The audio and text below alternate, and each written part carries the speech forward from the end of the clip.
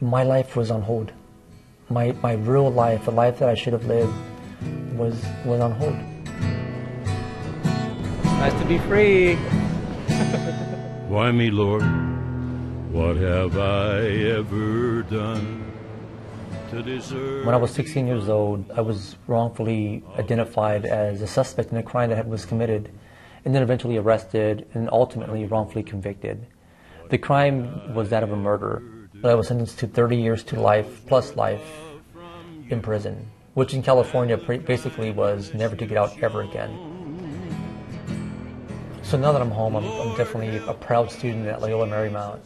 One of the dreams I've always had in my life was to go to school, and one of the things that people who came to my rescue had in common was that they were all educated. The night of my 18th birthday, I was transferred to the men's jail here in Los Angeles, which is a very, very notorious jail for racism and violence. And looking back now, it was hard to imagine someone so young trying to stay afloat in a very deep, dark place.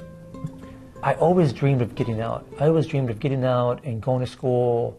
I always dreamed about being with my family. I dreamed about, someday maybe being in politics. I dreamed big dreams from a place that dreams didn't exist. And your will is infinite. I was advised to just write letters. So I wrote letters to news organizations, to lawyers, judges, anyone I can reach out to who I thought might be interested in my story. That went on for 15 years. And so until a very long time into my incarceration did I find the help that I finally needed, specifically attorneys and a law firm and the Innocence Project. So it all came together for me. The man they call Frankie was released from jail in downtown LA this afternoon after spending 20 years in prison. One of the mysteries of what's happened to me now that I'm home is people are really baffled as to why I'm not mad, why am I not bitter, why am I not angry, why am I always smiling. I think if I'd have been negative and angry and bitter at the world, that would have eventually turned on myself, and it would have destroyed me. It's really hard to explain what it feels like to be free. It's a sensation that really makes you feel that you're alive. On a daily basis, you can look around and say, this is what I want to look at, this is what I want to be, this is what I want to do.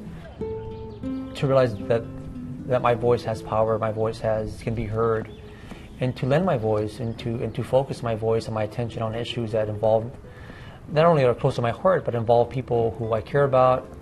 And if I can sort of use that voice in a positive way, which I think I've been doing on some level, I want to be heard. My name is Frankie Carrillo, and I am a free man.